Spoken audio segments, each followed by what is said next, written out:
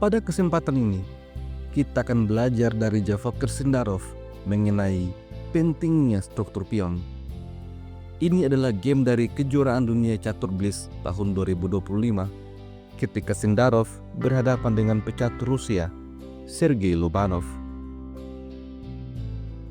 Sebagai putih, Sindarov memulai permainan dengan E4. Setelah E5, kuda F3, kuda C6, gajah C4. Sindarov memilih pembukaan Italia.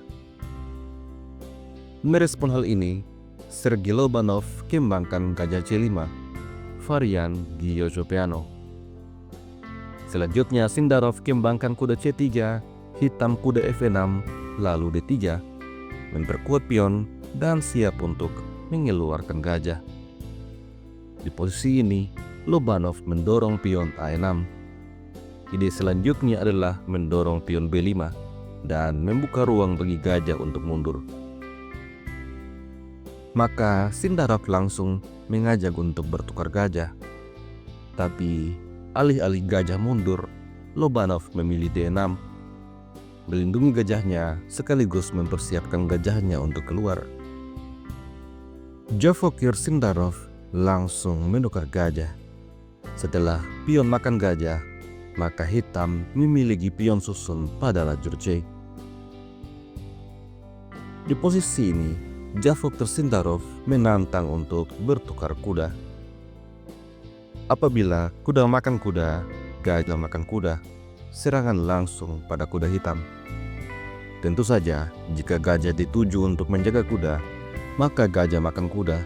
Setelah gajah makan gajah, kuda makan pion, dan putih menang satu pion.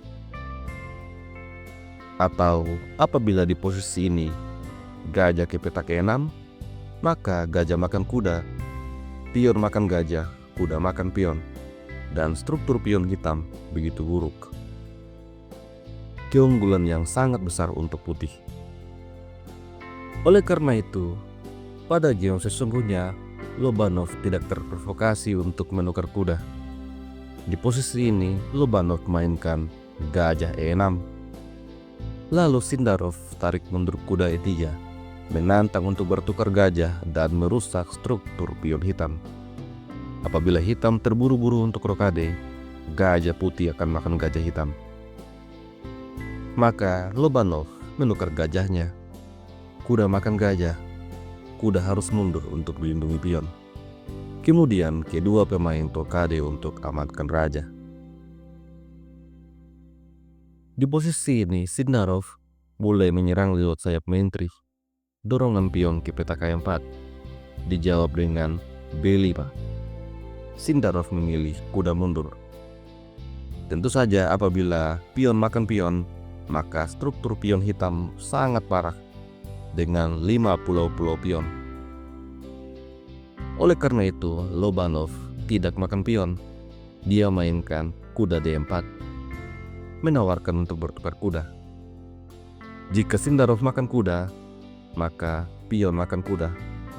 Struktur pion hitam kembali cantik. Tentu saja, Sindarov menghindari hal itu. Di posisi ini, kuda mundur D2. Lalu, kuda B6, tekanan pada pion, direspon dengan B3. Selanjutnya, menteri E7. Pada posisi ini, Javokir Sindarov mulai menyusun serangan ke sayap raja. Pertama, dia menggeser raja ke petak A1 dengan ide mendorong pion F4. Maka Lobanov memainkan langkah pencegahan. Kuda mundur E6, mengawasi petak F4. Tapi ternyata langkah ini tidak kuat. Karena selanjutnya Sindarov mendorong G3. Dengan demikian, pion F4 bisa melaju karena telah disokong oleh pion G. Lobanov merespon dengan benteng A ke petak D8. Selanjutnya, F4 terjadi. Pion makan pion, pion makan pion. Javokir Sindarov berani membuat lajur G menjadi terbuka, meskipun rajanya bisa jadi akan terkena bahaya. Di posisi ini, Lobanov kemudian menempatkan kudanya pada petak outpost. Lalu, Sindarov menantang untuk bertukar kuda. Di posisi ini, Sergei Lobanov membuat blunder fatal. Dia mendorong C4, langkah yang membuat Sindarov langsung unggul. Kuda makan kuda, benteng makan kuda, lalu kuda F5, forking kepada menteri dan juga benteng. Lobanov tarik mundur menterinya ke petak D8 memberikan pengawasan pada benteng. Tapi di posisi ini Sindarov tidak terburu-buru makan benteng. Terlebih dahulu, dia mengambil pion, menawarkan Lobanov untuk tarik mundur benteng. Jika hal itu terjadi, maka Sindarov akan makan pion dan menciptakan pion bebas. Lobanov tidak ingin hal itu terjadi, oleh karena itu pion makan pion. Dan di posisi ini, Javokir Sindarov kembali menunda untuk makan benteng. Dia mainkan menteri G4, memberikan ancaman skakmat. Maka G6 harus dimainkan.